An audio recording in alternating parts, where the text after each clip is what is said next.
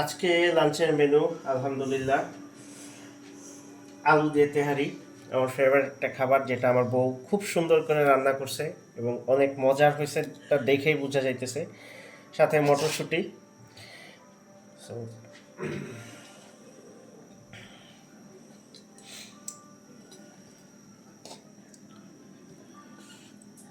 এবং সাথে আছে লেবু, সালাদ, এবং হচ্ছে একটা স্পেশাল আচার। এটা আমার বউয়ের নিজের হাতে বানানো, যেটা অনেক মজার, না খেলে আপনারা বুঝতে পারবেন না। সো এই হচ্ছে আজকে লাঞ্চ। আলহামদুলিল্লাহ। সবাই